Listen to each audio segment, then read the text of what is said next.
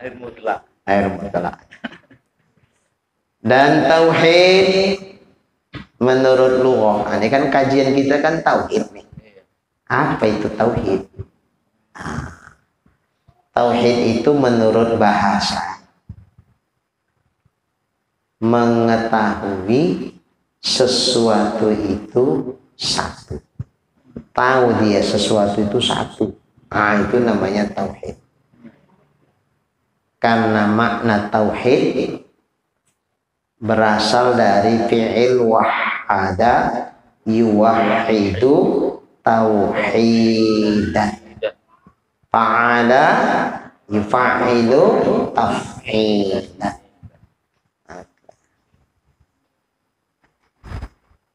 Mengesahkan. Maksud mengesahkan itu mengakui sesuatu itu memang satu. Untuk sampai ke tingkat pengakuan tentu tahu lah ya. Cemana awak mengakui kalau awak tak tahu? Pak Isa lah tak tahu, tapi dipaksa. Ayo akui aja Pak Isa. Mana aku mengakui, aku tak tahu. Tunggulah, aku tengok dulu lah. Aku teliti dulu. Sudah tahu aku, oh betul itu. Memang betul. Baru aku betulkan, memang betul satu dia. Setelah kita tahu, baru diakui. Kalau belum tahu, gimana mengakui sesuatu yang kita belum tahu? Maka tauhid mengakui sesuatu itu satu. Tapi proses untuk sampai pengakuan itu mengetahui.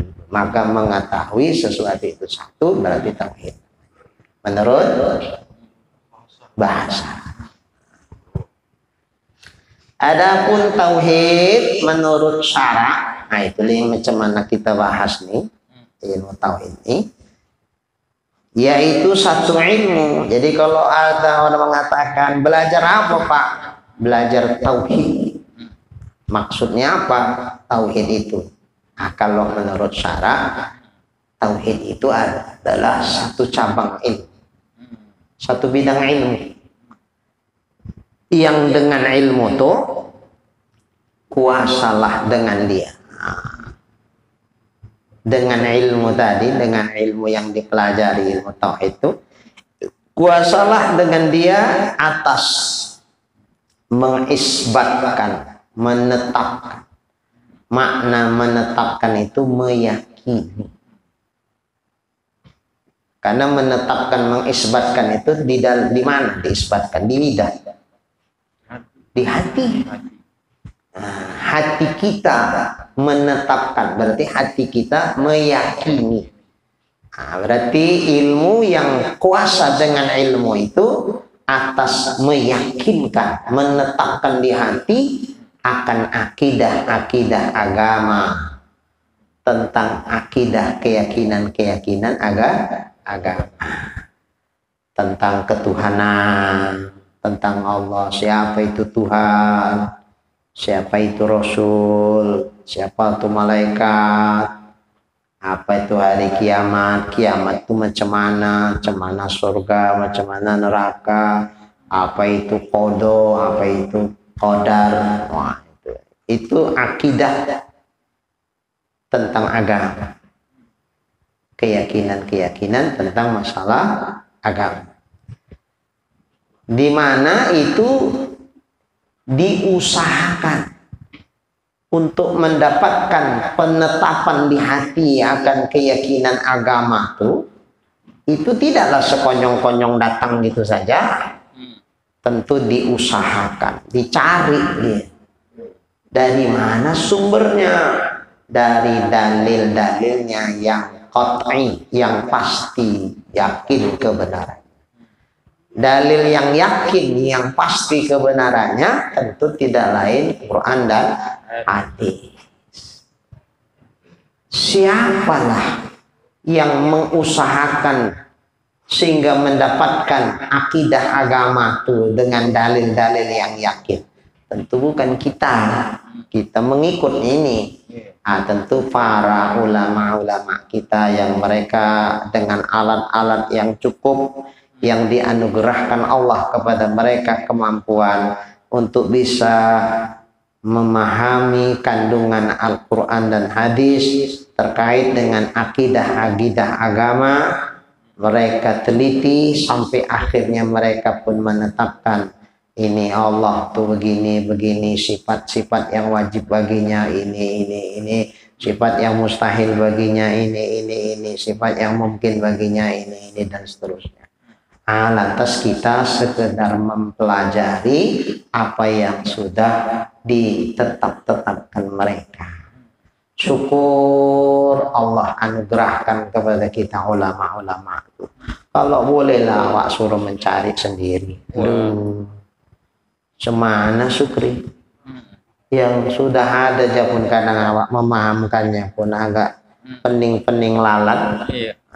Apalagi kalau yang tak mereka mengusahakannya untuk menetapkan. Begitupun terkait dengan masalah-masalah yang sifatnya ibadah seperti kajian fikih. Kalau boleh lawa yang wajib mencari dalil sendiri dari Quran dan hadis, maulah tak jadi sembahyang awak.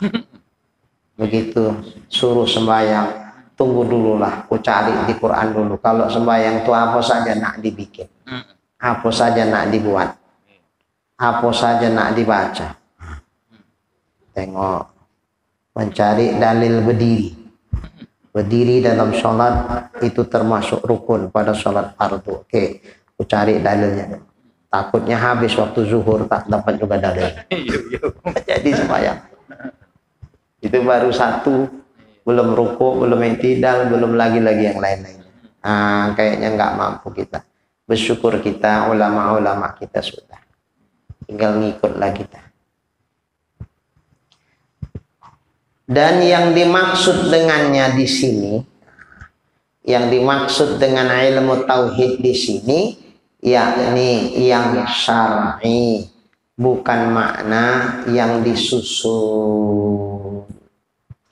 Yang dimaksud dengan ilmu tauhid di sini, yaitu yang syar'i, bukan makna yang disusun, yaitu menunggalkan ma'bud dengan ibadah. Jadi makna syar'inya bukan makna yang disusun. Kalau makna yang disusun oleh para ulama, umpama Imam Asy'ari menyusunlah kitab-kitab tauhid. Misalnya, kalau itu berarti seolah-olah sebelum Imam Asy'ari tak ada yang bertauhid. Padahal sejak Nabi Adam, umat manusia ini yang diajarkan para nabi-nabi itu semua adalah mentauhidkan Allah. Jadi bukan mesti harus ada disusun menjadi sebuah ilmu pengetahuan, tidak. Bukan itu maksudnya. Jadi yang dimaksud adalah di sini syar'inya, yaitu apa? Menunggalkan ma'bud, mengesahkan yang disembah dengan ibadah. Ketika kita melakukan ibadah kita itu semata-mata untuk kita persembahkan buat yang kita sembah, yakni Allah Subhanahu wa Ta'ala, serta mengi'tiqadkan keesaannya. Di samping kita meyakini bahwa Tuhan yang sebenarnya tidak ada lain kecuali hanya Dia, maka ku persembahkanlah ibadahku ini semata-mata kepadanya, tidak kepada selainnya. Karena Tuhan yang kuyakini adalah cuman Dia, tak ada Tuhan lain kecuali hanya Dia. Itulah Allah. Jadi itu. Nah, kalau yang seperti ini di zaman Nabi sudah ada. Zaman Nabi Muhammad, ya sudah ada lah yang Nabi yang nyampaikan. Tapi belum ada susunan ilmu tauhid, belum ada. Timbul pertanyaan, kenapa kok masa Nabi tak ada ilmu tauhid? Oh, nggak perlu juga. Kenapa masa itu belum ada terkontaminasi dengan apapun? Belum ada ibarat sungai, airnya masih jernih dari gunung. Nggak ada kena polusi-polusi, campuran-campuran yang lain tak ada. Belum lagi mustakmal, belum tanajis, tak ada. Masih air yang tahirun mutahhir. Masih murni. Yang menyampaikannya itu masih hidup lagi nih Muhammad. Yang nerimanya pun kualitas yang as-sabiqun al-awwalun, militan. Tidak ada. Tapi seiring proses waktu terus berkembang. Islam ini kan makin berkembang terus. Wah, akhirnya ajaran-ajaran dari luar pun nak masuklah ke dalam. Ini mulai muncul bid'ah-bid'ah itu yang nggak diajarkan Nabi dulu, muncul, masuk, merambah sampai bahkan ke akidah. Makanya Nabi kita Imam Asy'ari dalam riwayat itu kan dimimpikan Allah ketemu sama Nabi. Pada mimpi yang pertama Nabi bilang, tolong selamatkan akidah yang diriwayatkan dari aku. Itu terbangun Nabi. Apa maksud mimpi ini? Karena kalau jumpa sama Nabi dalam mimpi, betul itu. Memang Nabi itu. Ada jaminan dari Nabi sendiri bahwa setan itu tak bisa merupa-rupakan wujud Nabi dalam mimpi. Tapi kalau dalam keadaan jaga tak jamin ya. Malam-malam lagi sholat tahajud jam 3 malam, Sukri tokok pintu. Tok. Assalamualaikum. Waalaikumsalam. Siapa pula yang datang jam 3 malam nih? Dibukakan pintu, nampak orang berjubah putih bersorban. Masya Allah. Siapa bapak? Akulah Muhammad Rasulullah. Allah. Gak jamin, setan pun berani kalau itu. Gak jamin. Jadi jangan percaya Sukri. Ku jamin Sukri ahli surga. Usah pun sembahyang lagi tak ngaku. Datang Sukri, betulkah ya Rasulullah ini memang engkau? Iyalah, betulnya aku dijamin musuh. Iyo. Ya udah besok tak sembahyang lagi. Kacau. Nah kalau itu tak ada jaminan, tapi dalam mimpi betul. Malam berikutnya mimpi lagi, sama cerita mimpi. Iya. Awak kalau bolak-balik mimpi itu aja mimpinya, kan mulai gelisah. Pada kali yang ketiga, Imam Asy'ari bilang sama Nabi, gimana akidah yang selama ini aku pelajari, aku ketahui dengan dalil-dalilnya, bahkan aku mentasawurkan dengan masalah-masalahnya. Belasan tahun aku sudah mengkajinya, tiba-tiba begitu saja nak kutanggalkan. Apa kata Nabi? Jikalau tidak aku telah mengetahui bahwa Allah akan menolong engkau dengan penolongnya, tidak kupilih kau orang yang untuk meluruskan akidah. Itu bangga. Iya, begini cerita mimpi. Mulailah Imam Asy'ari diam, diteliti balik yang selama ini dipelajari dari guru-gurunya. Terutama guru dia itu bapak tirinya sendiri, Imam Abu Hashim Al-Jabbari. Itulah gurunya, tapi bapak tirinya juga lama mengaji itu. Mulai diteliti, 40 hari tak keluar dari rumah, kecuali sholat. Selebihnya yang selama ini dia berinteraksi dengan orang, tidak di rumah. Ngapain di rumah? Bukan semedi mengkoreksi ulang balik, mencari dalil-dalil. Dan memang di masa 40 hari itu dimudahkan Allah saja dapat. Memang Allah nih kalau sudah berkehendak yang kita bilang sulit jadi mudah. Jadi adalah jamaah datang ke rumah gurunya. Ditengok keliling dinding rumah gurunya itu kitab semua. Heran ya. Bilang, Ustaz, begini banyak kitab Ustaz, cemana Ustaz bacanya? Kata si Ustaz, kok membacanya kau pertanyakan? Cemana ulama itu mengarangnya? Membacanya udah ada. Macam mana dia menulis? Oh. Kalau bolehlah kayak awak macam mengarang. Tak cocok bahasanya. Tulis lagi. Ini kurang pas. Maulah barangkali 10 tahun tak selesai. Mereka sudah udah langsung dibimbing Allah. Langsung keluar saja dari kepalanya. Kasih kemudahan. Begitulah yang dirasakan oleh Imam Asy'ari.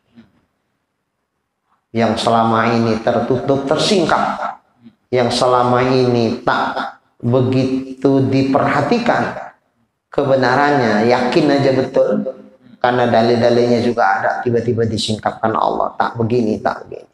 Termasuk pemahaman Mu'tazilah yang nak diluruskan waktu itu, berkembang Mu'tazilah yang nak diluruskan, termasuk pemahamannya itu Nabi tidak memberikan syafaat. Termasuk ada manzilatun baina manzilatain, ada satu tempat selain surga dan neraka. Termasuk Allah itu wajib menjadikan yang sholah dan aslah, menjadikan yang baik dan yang lebih baik. Kalau yang tak elok, yang buruk-buruk bukan Allah itu menjadikannya. Gitulah pemahaman Mu'tazilah. Akhirnya dikarang Imam Asy'ari lah satu kitab tauhid yang belum pernah begitu model karangannya dari guru-guru yang sebelumnya, senior-seniornya. Ini dibantu Allah, ditolong Allah dengan dalil-dalil yang begitu cukup luar biasa, membantah apa yang selama ini berkembang dan diyakini oleh orang banyak. Lantas keluar dia dari rumah, pergilah ke masjid, dia naik ke atas mimbar, di bawah orang banyak menanti apa maksud Imam Asy'ari ini. Tiba-tiba pidato dia katakan bahwa aku telah menanggalkan akidah yang selama ini aku perpegangi, sebagaimana aku menanggalkan baju jubahku ini. Jadi baju kita, kalau ini bukan jubah ini Pak, ini bukan, ini gamis. Jubah. Kalau jubah setelah ini ada lagi yang tak berkancing tuh, itu baru namanya jubah. Itulah dicopotnya, karena kalau gamis ini copotnya, dibuangnya, bekas saja. Jadi baju jubah itu baju luarnya lah. Itulah ditanggalkan. Seperti inilah aku menanggalkan akidah yang selama ini aku pelajari. Itu tak benar. Ya, susun sebuah kitab yang berdasarkan i'tiqad Ahlus Sunnah wal Jamaah, sebagaimana i'tiqad yang diajarkan Nabi dan para sahabat-sahabatnya. Inilah dia. Ya, senior-seniornya terutama guru-gurunya tentu marah lah sama dia. Hampir setiap hari terjadi perdebatan. Sendiri dia dikeroyok oleh. Tapi karena memang dia gigih dengan pertolongan Allah SWT, pelan-pelan mulai ada pengikutnya, mulai terkikis akidah Mu'tazilah itu, mulai terkikis lama-lama punah. Berkembanglah akidah daripada Imam Asy'ari berdasarkan akidah Ahlussunnah wal Jamaah. Di antara perdebatan itu Imam Asy'ari bertanya sama gurunya, ya Syekh, cemana menurut pendapat Tuhan tentang 3 orang bersaudara? Apa itu? Yang satu mati masih kocik lagi, belum balik. Yang satu siapangan matinya dewasa, tapi taat dia sama Allah. Yang satu lagi siapangan matinya pun dewasa, tapi maksiat dia kepada Allah. Kira-kira kemana lah tempat 3 orang? Kata sang guru, yang kocik masuk surga, yang besar taat masuk surga, yang besar maksiat masuk neraka. Ya udah, kita pun begitunya itu kan. Timbul pertanyaan selanjutnya, adakah sama ya Syekh surga siadian sama siapangan? Oh beda lah. Mengapa beda? Ya iyalah, siapangan sudah beramal, siadian belum dihitung amalnya karena belum ada catatan amal, belum mukallaf. Manalah sama surga orangnya sudah mukallaf sama yang belum mukallaf, yang belum beramal sama sudah beramal, tentu beda. Oh gitu ya Syekh. Iyalah. Nah, kalau gitu nanti adiknya bilang sama Tuhan, ya Allah kenapa nggak kau matikan aku dewasa? Bukankah engkau wajib, gitu dia, wajib menjadikan secara akal, wajib secara akli menjadikan yang sholah dan aslah, menjadikan yang baik dan yang lebih baik. Yang lebih baik sama aku, matikan aku dewasa supaya aku bisa kayak abangku itu, sehingga surgaku sama kayak dia. Nah, ini kan surgaku lebih kecil ya, lebih rendah. Oh, nanti Tuhan menjawab begini, kata sang guru. Aku lebih tahu lagi, usah kau cerewet gitulah kalau bahasa kita. Aku lebih tahu lagi dari kau. Kalau aku matikan kau nanti dewasa, kau nggak bakal bikin taat. Justru kau bikin maksiat kayak abang kau yang satu lagi. Sehingga akibatnya masuk neraka kau. Maka yang ngelok sama kau, yang terbaik sama kau, mati kocik saja. Supaya jangan kau bikin dosa sehingga nggak masuk neraka. Oh gitu ya Syekh. Iyalah.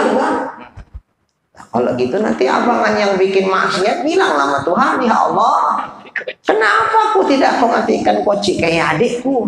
Bukankah engkau Tuhan yang maha mengetahui? Bahkan peristiwa yang akan terjadi sebelum terjadi pun kau tahu. Karena kau udah tahu apa yang akan terjadi, ya Allah. Yang terbaik sama aku, ya Allah, matikan aku kocik. Jangan aku mati dewasa sehingga tak sempat bikinku dosa. Aku mati anak-anak macam adikku tuh sehingga nggak masuk neraka, masuk surga.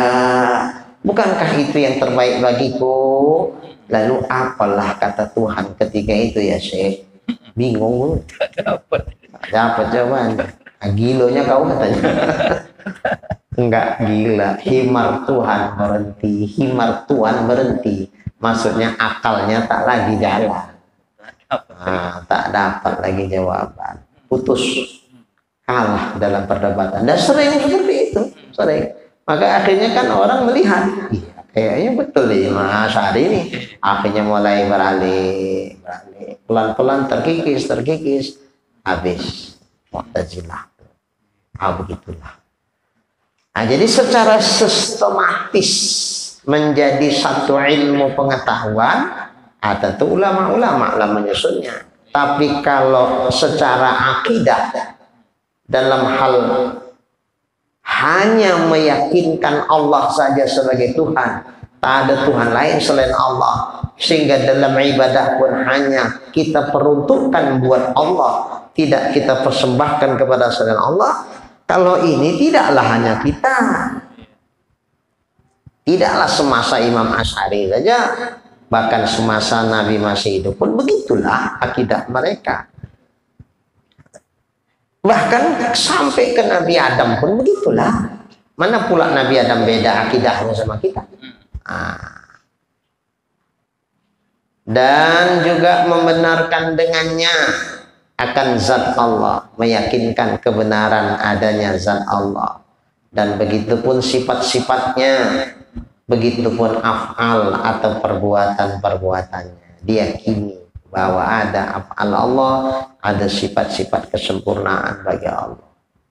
Maka tidak ada di sana itu zat yang menyerupai akan zat Allah Ta'ala. Tidak ada yang menyerupai zat Allah. Tidak ada zat lain selain Allah yang serupa dengan zat Allah. Menolak ini disebut namanya mumpasil pada zat Allah. Mumpasil ya. Kenapa mumpasil? Karena terpisah. Ada banding. Ini zat Allah. Di sana ada zat juga selain zat Allah, tapi sama zat Allah sama zat yang selain Allah. Ini ditolak. Menolak itulah yang disebut dengan mumpasil pada zat. Dan tidak menerima zatnya akan berbagi-bagi. Zat Allah yang satu itu tidak terdiri dari juzuk-juzuk, bahagian-bahagian yang menjadi satu kesatuan. Tidak. Ini namanya menolak muttasil pada zat. Muttasil itu berinput. Kita satu, atau salah kita dulu, kapur tulis satu batang. Yang bikin nulis-nulis di sekolah ya. Satu batang kapur tulis, kan satu batang, satu. Tapi satunya kapur tulis yang sebatang itu adalah terdiri dari bahagian-bahagian yang dijadikan satu kesatuan. Maka kalau satu batang kapur tulis ini ditumbuk jadi tepung, berapa tepung lah kira-kira satu batang kapur tulis? Sanggup Supri ngitung? Nggak sanggup Pak itu. Maka juzuk yang paling kecil itu disebut namanya jauhar. Jauhar karena dia tunggal par. Jadi jauharul fard. Kalau orang tua-tua di Tembung dulu membilangnya jauhar pirit. Pirit. Di sini gitu juga. Oh samo. Pirit. Jauhar pirit. Awak pun bingung mana pirit. Tengok juga di kamus. Pirit aduh. Rupanya par. Mufrad itu kan tunggal. Jauhar yang tunggal. Maksudnya tak bisa dibagi lagi. Itu yang paling kocik. Bahasa kimianya apa namanya? Atom. Itu jauhar. Kumpulan-kumpulan dari jauhar-jauhar yang dijadikan satu kesatuan ini, itulah yang disebut dengan jisim. Itulah jisim.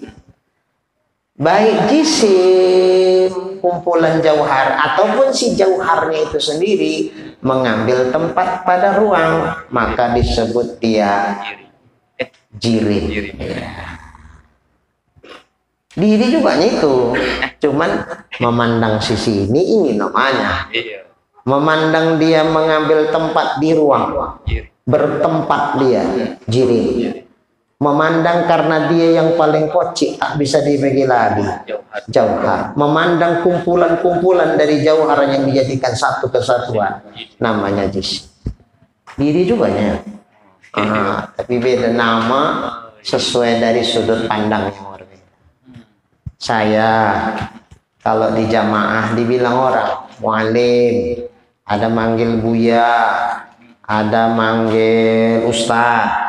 Tapi kalau istri saya suamiku lah. Kalau anak saya ayahku, kan itu. Orangnya itu juga ya. Kira-kira begitulah. Jadi jangan bingung kok beda-beda namanya. Kuning kepala aku enggak, itu juga. Sudut-sudut pandang saja. Nah, Allah Subhanahu wa taala bukan jirim.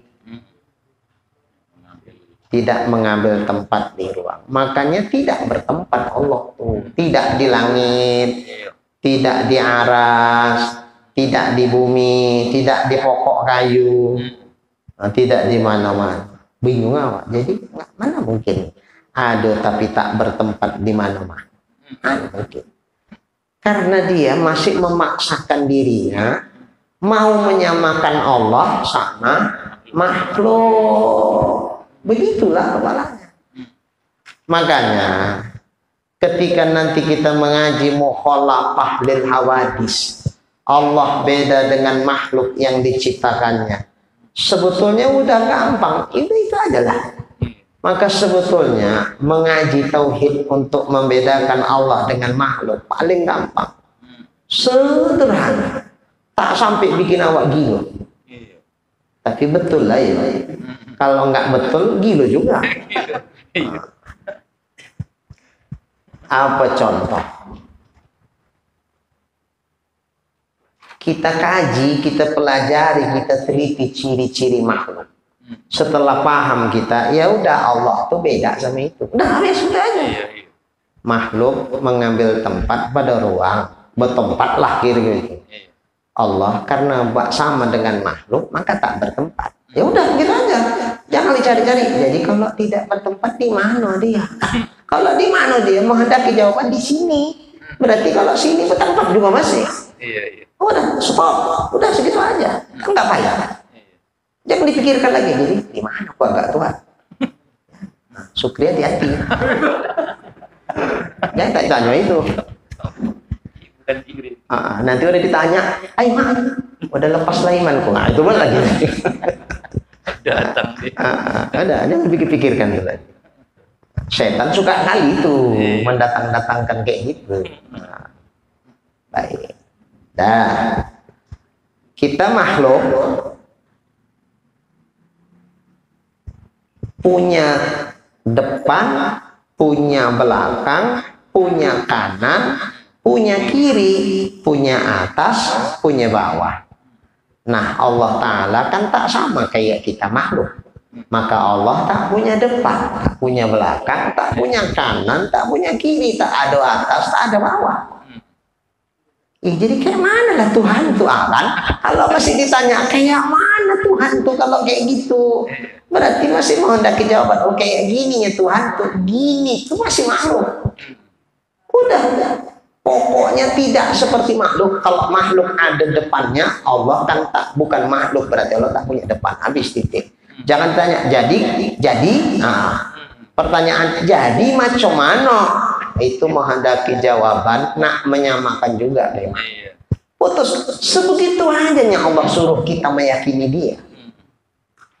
Jadi bukannya apa berat-berat kali, nggak berat. Nah, cuman kadang-kadang akal kita larut di bawah setan. Nah, terus jadi macam mana? Itu yang tak boleh.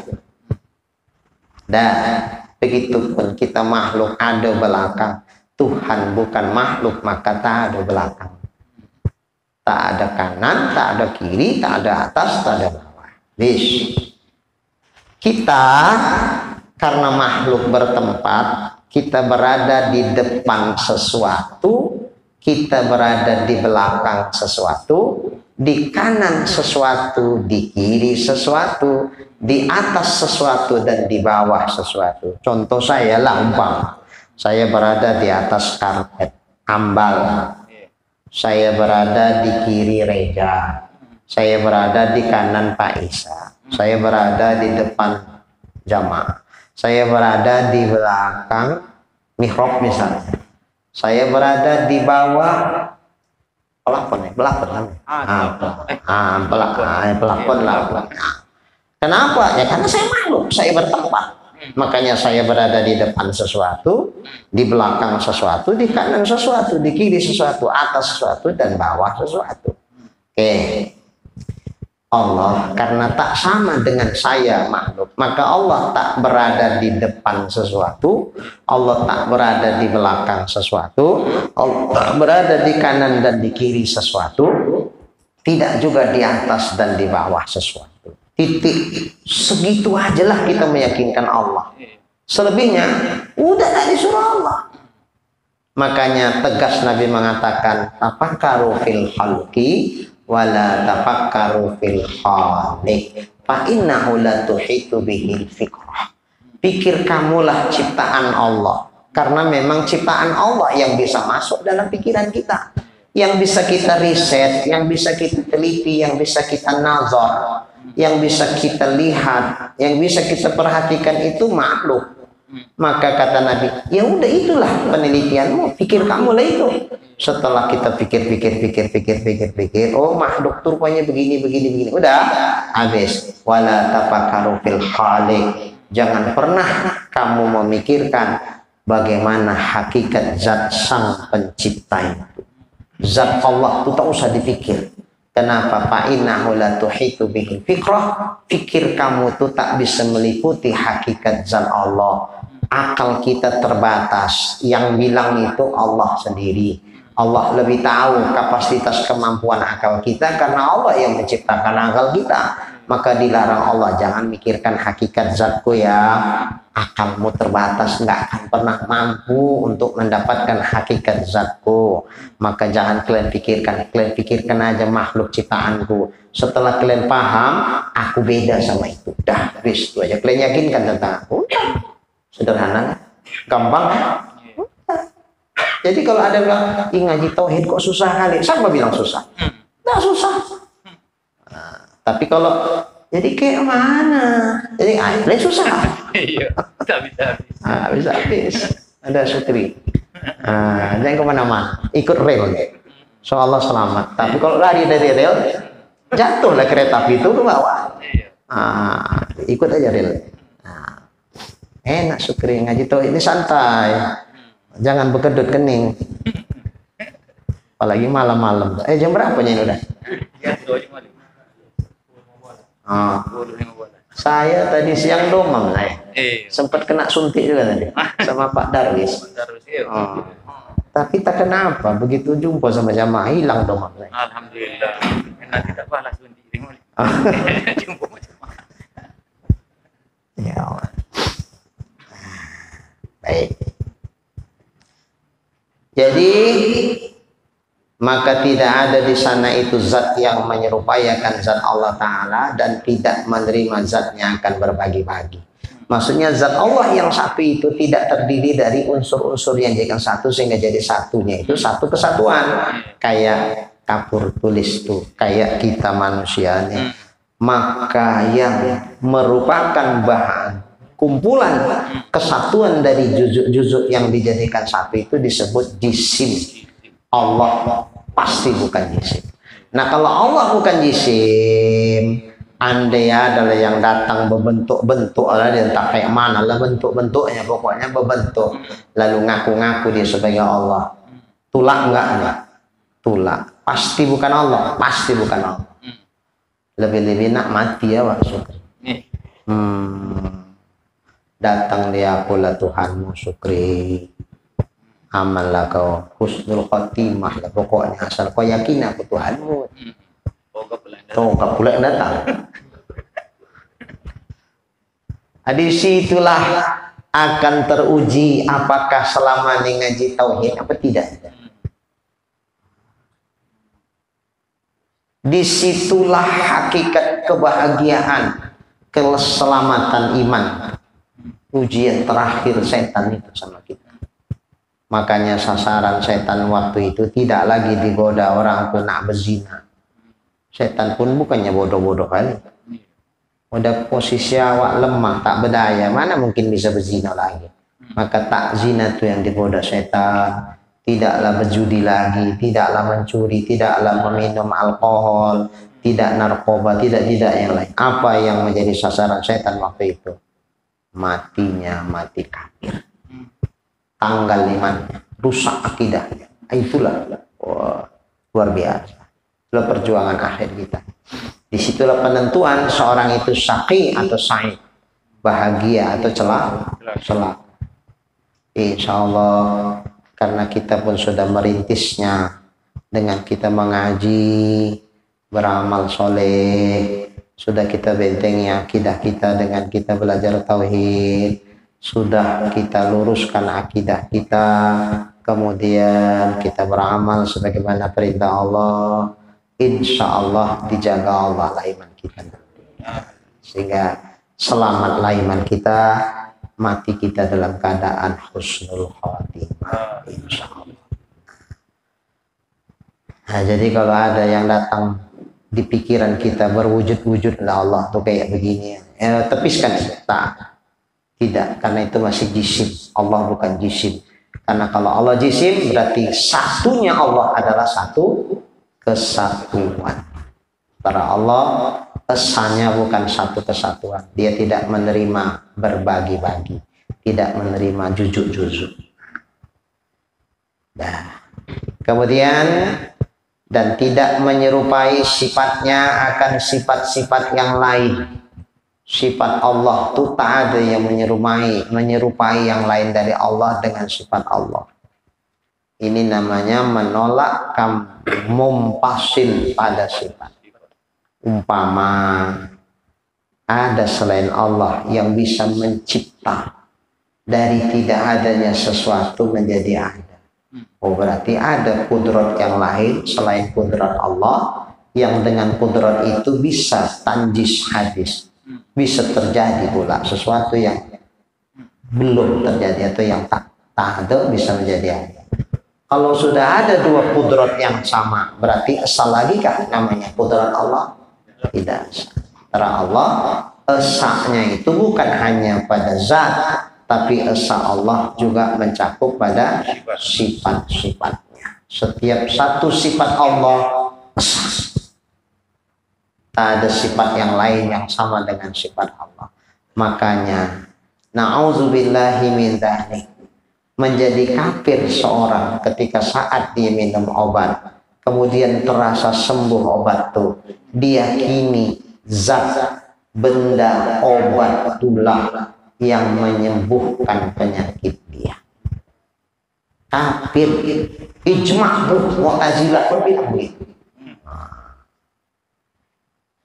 Kenapa begitu? Karena ada sang pencipta lain, ada kuasa lain, ada kudrat lain selain kudrat Allah yang bisa mencipta dari tidak adanya sesuatu, yakni dari tidak adanya sembuh menjadi ada sembuh. Hati kita. Nah, ini kadang-kadang yang ngaji pun masih mau kepleset nih, apalagi yang tak ngaji sebenarnya. Sekira-kira, tapi jangan dibikin kira-kira. Ketika kita sakit, nak kita minum obat, kira-kira kita bilang, obat, kau cuma ciptaan Allah, bukannya kayak aku, kau makhluk, kau baru kayak aku. Kau tak punya kekuatan apapun untuk bisa menciptakan sesuatu, termasuk menciptakan sembuh penyakitku. Tak, yang menyembuhkan penyakitku itu semata-mata mutlak kudratnya Allah, bukan kuasamu. Kau tak punya kuasa untuk menyembuhkan aku. Tapi namun pun begitu, ku minum juga kau. Kenapa? Karena Allah sunnahnya, sunnatullah, adat dibikin Tuhan, sembuh tuh minum obat. Maka ku bikin kau sebagai isyarat bahwa Tuhan menyuruh aku minum kau, dibikin Tuhan aku sakit. Nah, adatnya sakit tuh minum obat. Adatnya sembuh, obatnya kaulah. Maka ku bikin sekedar menjalankan perintah Allah lewat isyarat dari Allah, disakitkan aku, itu artinya Allah nyuruh aku bak minum obat nih. Maka ku minum kau semata-mata aku menjalankan perintah Allah berdasarkan hukum adat yang dibikin Tuhan. Bismillah. Kira-kira itu udah isinya. Tapi tak malam gitu kan dipakai obat dibilang macam-macam. Pokoknya sukrinya kan udah mulai lain-lain katanya sukri. Aduh, kok jadi begini ngaji sama muallim katanya. Isinya kira-kira begitu. Tapi tak malam begitu lagi. Jadi kita tepiskan, ada kekuatan selain kekuatan Allah yang bisa menyembuh. Supaya kita tunggalkan Allah pada sifat kudratnya.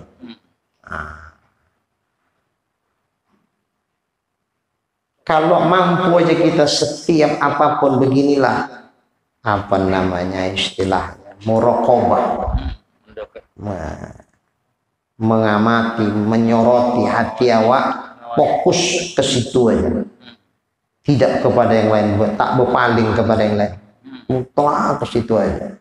Makan pun begitu, yang mengonyangkan Allah bukan nasi, cuman makan juga nasi kerangkanya, karena hukum adat dibikin Allah, konyang tuh nasi, pakai nasi, maka ku makan ini sekedar menjalankan perintahnya.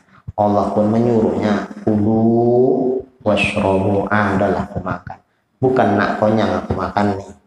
Makan ini supaya menjalankan perintah saja. Hakikat yang mengenyangkan Allah. Begitupun ibu-ibu, Mbak, supaya selera suami-suami ini makan, Mbak, jangan makan di warung. Kalau makan di warung bertambah biaya kan? Nah, dipelajari cemana Mbak supaya resepnya makanan itu enak. Oh begini. Oke. Tapi hakikat mengenakkan makanan di lidah itu siapa? Allah. Bukan resep-resep itu, bukan. Jangan kita meyakini resep nih. Tapi dibikin juga resep tuh. Kenapa? Adatnya dibikin Tuhan, Mbak, enak tuh pakai ini. Oh, adatnya Mbak supaya enak tuh pakai ini. Bikin menjalankan hukum adat tuh. Karena hukum adat tuh sebagai isyarat Allah menyuruh kita begitu.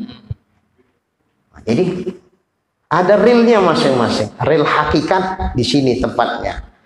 Real hakikat di hukum adat jalan. Jadi jangan ditinggalkan dua-dua nih. Hakikatnya jangan ditinggalkan, nanti rusak akidah. Hukum adatnya jangan ditinggalkan, karena itu sunatullah sebagai isyarat Allah menyuruh kita begitu. Jadi berpahala menjalankan sunatullah tuh kalau niatnya menjalankan perintah Allah. Karena berubat itu pun hukumnya sunnah. Perkara sembuh nggak sembuh itu ya Allah. Tapi perkara berobat itu ya aku, supaya aku berpahala menjalankan perintahnya. Karena berobat itu bagian dari ibadah, ya aku berubah. Sembuh itu bukan urusan obat, itu urusan Allah. Maka ku gantungkan harap sembuh itu 100% ke obat, ke Allah semata-mata, tidak ke dokter, tidak ke alat canggih, tidak ke obat. Cuman penyakit nyawa kadang-kadang begini. Kalau ditengok obatnya generik, kocik harap awak ke Tuhan nak sembuh. Ini obat paten nih dari dokter Amerika ini. Besar harap awak sama Tuhan sembuh. Berarti masih ada sedikit bergantung ke obat itu. Jangan sampai kecil harap awak ke Tuhan nak sembuh dengan karena obat gini. Jangan besar harap kita sembuh karena obat tuh, obat dari Amerika. Nggak boleh kita kurang harap. Jadi perkara obat nih, perkara mampu awaknya. La yukallifullahu nafsan illa usaha. Orang awak pun ekonomi menengah ke bawah, menengahnya pun sekali-sekali banyak yang ke bawah terus. Mana sanggup beli obat Amerika? Sanggupnya generik, udahlah ya Allah, mungkin aku tak mau beli obat Amerika itu ya Allah. Cuman mampuku yang kau kasih ini, tapi tidak mengurangi harapku kepada Engkau ya Allah untuk semuanya penyakitku, karena aku yakin yang menyembuhkan bukan obat yang tadi kau itu. Sanggup meletakkan begini di hati awak. Sebaliknya yang mampu jangan pelit. Udah generik. Satu toples dari mana? juga baik. Ada yang bilang, ini Pak, ini saya sakit kayak Bapak tuh. Alhamdulillah sembuh Pak, minum obat. Mahal. Padahal duit dia banyak. segoni. Belum Bu. Nggak boleh. Seuncang sikit segoni. Kalau jalan. Nggak boleh kita beli karena berobat ini hukumnya sunnah. Ya udahlah, memang mampu awak pula mengamalkan sunnah yang lebih baik, amalkan, beli. Perkara sembuh Allah ya bukan ini, cuma menjalankan sebab syariat saja nih. Udah, nggak boleh pula beli kalau mampu. Tapi kalau tak mampu, jangan putus, jangan kocik harapan sembuh ke Tuhan. Enak ngaji tauhid nih. Iya. Jadi tauhid yang kita pelajari ini jangan cuma sebatas di kepala saja. Iya. Kita realisasikan di kehidupan sehingga tauhid itu jalan dia. Ada wujudnya. Jadi jangan nanti ngaji tauhid tapi perilakunya tidak seperti orang bertauhid. Jadi sesuai ya. Yang kita kaji ini begitulah praktek yang kita jalankan dalam kehidupan. Diamalkan, ya. Duduk di sini duduk, di amal lahir pun duduk. Cemana Pak Sukri? Gitu. Jangan goyang ya. Jangan goyang.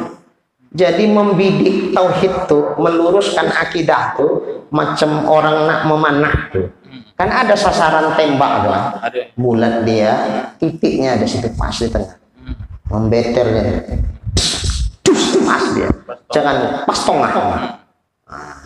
Begitulah kita tauhid kepada Allah tuh, jangan mereng sedikit pun, nggak boleh. 100% ya 100% lah. Pas betul. Begitulah Allah sebenarnya, pada hakikatnya begitulah keyakinan kita yang sebenarnya. Tak boleh ada meleset. Meleset kafir. Nggak bisa meleset kafir. Nggak boleh meleset sedikit pun. Pas dia. 100. Nah, jadi nggak boleh bengkok-bengkok. Lurus betul pas.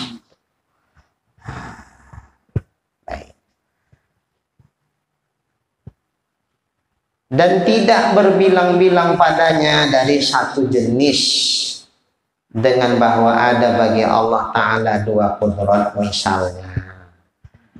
Memang bukan kudrat siapa-siapa, kudrat Allah juga. Cuman kudrat Allah Ta'ala tuh tidak satu. Kalau satu tak sanggup dia jadikan alam semesta yang begitu amat luas. Jadi kudrat yang menjadikan langit lain. Nah, kalau sudah capek lah mungkin Tuhan kan jadikan langit tuh butuh kudrat yang lain, jadikan bumi lain, jadikan surga lain, jadikan neraka lain, sehingga banyaklah kudrat. Jangankan banyak, dua saja pun tak boleh. Jadi kalau ada dua kudrat Allah yang satu jenis itu berarti tak salah kudrat Allah. Karena kalau namanya dua tidak sah, berarti batal. Itu menolak muttasil pada sifat. Kalau kudrat begitu, yang lain dari sifat-sifat Allah pun begitulah. Sifat sama Allah satu, tidak dua, tidak tiga, dan seterusnya. Yang didengar Allah semua. Yang bangsa bersuara, yang tak bersuara pun didengar Allah. Cuman untuk mendengar tuh tidak butuh Allah dua, tiga, dan seterusnya dari sifat sama. Cukup satu sifat sama didengar Tuhan. Beda kita. Kita telinga dua ya. Dua. Cak, perhatikan tukang jualan lontong sarapan pagi. 10 orang aja lah membeli, semua nak coba. Bu, aku lontong ya bu, pakai ini, pakai telur. Bu, aku lontong, tapi itu sudah telur ya. Aku bu pulut bu, aku bu. Ya Allah, satu-satu lah. Mana dong ngarku semua, nggak ngerti aku. Satu-satu gantian. Oh gitu kita, tukang lontong. Bingung aku, tapi mana-mana mau aku dengar, semua kecakap. Tukang lontong tuh bingung, baru 10. Bayangkan andai di dunia pada saat yang bersamaan semua orang berdoa dengan permintaan yang berbeda-beda. Apa Tuhan bilang ini, gantianlah kalian meminta. Kalau kayak gini cara kalian meminta, mana aku dengar? Bingung aku nanti mendengarkan yang mana. Nggak ada itu sama Tuhan. Didengar Tuhan semua. Andai semua makhluk, jangankan cuman manusia, jin, bahkan hewan-hewan kan berdoa juga orang. Kodok pas nak hujan, minta hujan. Aku pura lah. Kalau dibahasakan ke bahasa kita manusia, kira-kira ya Allah turunkanlah hujanmu ya Allah, gitu ya itu. Cuman bahasa kodok lah. Kalau kodok bahasa manusia nguri orang dengarnya. Bahasa kodok lah pula kan. Makanya jangan dibunuhi kodok aja. Kadang-kadang doa kodoknya makanya makbul, bukan doa kita. Awak banyak kali dosa, makbul lagi doa. Kodok itu juga lah yang makbul doanya datang awak, kodok pun ditelap. Manusia nih kadang ya Allah. Tapi kalau Tanjung tak ada yang makan kodok ya. Karena untuk pancing. Untuk pancing. Awas jangan sampai punah kodok. Seperti itu. Jadi semua hewan-hewan berdoa sama Allah. Tidak bingung Tuhan mendengarnya dengan satu sifat samaan. Didengar Tuhan persis semuanya. Sehingga setiap satu sifat satu. Tidak lebih dari itu. Begitupun basar. Begitupun sifat-sifat ma'ani lainnya. dan tidak masuk perbuatannya istirah, karena tidak ada perbuatan bagi selain Allah Ta'ala sekalipun dibangsakan kepada yang lainnya sebagai kasar. Tidak masuk pada perbuatan Allah istirah, maksudnya tidak ada yang lain dari Allah yang punya fi'il, yang punya perbuatan, yang punya ciptaan. Tidak ada syarikat dalam berbuat, tidak ada. Pada afalnya pun Allah tunggal, seperti asa Allah pada zatnya, asa Allah pada sifat-sifatnya, begitupun asa Allah pada afal atau perbuatannya. Semua di alam jagat raya yang kita saksikan terjadi penciptaan apapun bentuk penciptaan itu, wajib kita meyakinkan hakikat yang menciptakan itu adalah Allah. Itu fi'il Allah semua. Tidak ada fi'il selain Allah.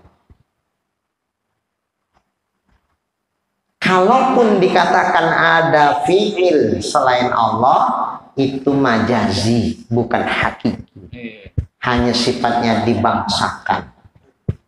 Kepada selain Allah ada fi'il, itu dibangsakan saja. Kenapa? Karena memandang ada kasab pada dirinya. Siapa yang mencuri itu? Si Polan. Perbuatan mencuri itu perbuatan enggak? Perbuatan. Ada perbuatan lain selain perbuatan Allah? Tak ada. Hakikatnya Allah menjadikan gerak-gerak segala macam yang terjadi pada seseorang. Tapi dibangsakan itu perbuatan dia. Dialah yang mencuri. Sehubungan karena ada kasabnya. Ada usaha si atu memang nak mencuri. Ada niat di hatinya. Ada usaha yang dilakukannya mencuri itu. Maka dibangsakanlah itu perbuatan dia. Begitupun kita sholat, Allahu Akbar. Yang sholat itu kita apa Allah? Kita.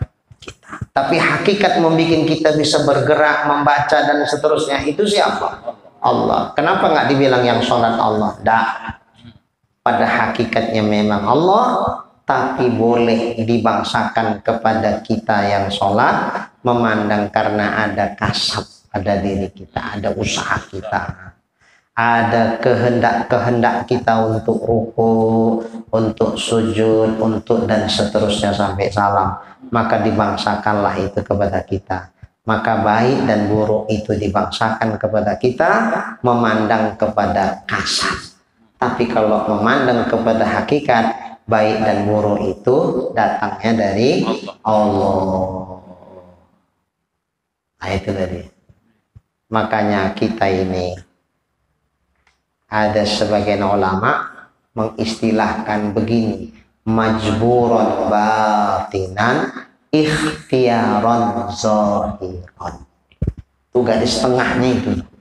Secara batin berarti hakikat. Kita itu majbur. Apa makna majbur? Kita la haula wala quwata illa billah. Tak ada kemampuan kita untuk melakukan bentuk ketaatan sekecil apapun. Sebaliknya tak ada kemampuan kita untuk bisa menolak kemaksiatan sekecil apapun, kecuali itu semata-mata dengan izin Allah. Dengan izin. Apa itu izin? Bi iznillah itu bi iradatillahi ay bi qudrati. Itu makna izin di situ. Itu memandang apa ini? Memandang kepada batin, berarti hakikat majbur. Tapi memandang kepada zahir, kita dikasih Allah akal, dikasih Allah hati untuk bisa memilih, kemudian dikasih Allah pilihan-pilihan. Dengan Allah ajarkan kepada kita mana yang baik, mana yang buruk. Ditunjukkan Allah akal kita mampu memahami baik dan buruk itu.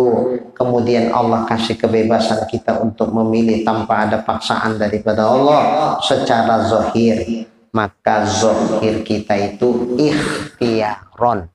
Kita punya ikhtiar, kita punya pilihan secara zahir. Karena secara zahir kita ngerasa bahwa kita itu tidak dipaksa Tuhan. Coba jujur, waktu kita marah, lantas kita melakukan satu tindakan tertentu, kita bilalah satu kesalahan, dengan sadar tahu kita ini salah. Jangan kau bikin, walaupun kau disakiti, tapi tak boleh kau mau bikin begini. Salah tindakanmu itu. Kita udah ngerti hukumnya, udah paham, dikasih akal, dikasih tahu sama Tuhan bahwa itu nggak boleh. Tapi tetap juga kita melakukannya. Di hati kita tetap kita pilih pula dengan sadar, nggak apa-apalah. Namanya aku sakit hati, biar aja lah aku bikin, mbak puas hatiku ketawa. Kita bikinlah itu. Pertanyaannya, apa kita ngerasa sebetulnya aku nggak mau, hatiku nolak, tapi dipaksa Tuhan, tanganku gerak-gerak gini, udah aku tarik-tarik, tapi tidak, ngantem nih saja. Coba nih, pernah ngantem orang lain? Nah, kira-kira dipaksa Tuhan ngantem atau memang udah awas nih ngantem? Ondawa, bohong. Aku nggak mau nunggu dia, cuman digerakkan Allah aja tanganku, ngantem dia. Udah aku tarik-tarik juga, tarik-tarikan kami sama Tuhan. Terakhir kalah aku menang Tuhan. Gitu. Secara zahir yang kita rasakan, kira-kira dipaksa Tuhan atau ondawa itu? Ondawa itu bukan dipaksa Tuhan. Secara batin betul. Makanya garis tengahnya majburon batinan ikhtiaron zahiron. Kenapa pakai bahasa ikhtiaron zahiron? Supaya sah di situ tempat taklid. Karena kalau enggak nanti semua disalahkan Tuhan. Kenapa kau berzina? Tuhan membuat itu. Terus. Nah, makanya ada ikhtiaron zahiron. Secara zahir kau punya pilihan di situ. Berdasarkan pilihanmu itulah Allah menghukum. Begitupun berdasarkan pilihanmu itulah Allah kasih pahala kepadamu, sehingga Allah karuniakan surga atau karuniakan neraka. Nah, itulah mendudukkannya antara hakikat dengan syariat itu mesti pas betul. Karena kalau tidak, ini bisa menyalah. Nah, maka pasti. Baiklah, seginilah dulu kajian kita malam ini. Mudah-mudahan bermanfaat buat kita dunia wal akhirah. Amin ya rabbal alamin. Billahi taufiq wal hidayah. Assalamualaikum warahmatullahi wabarakatuh.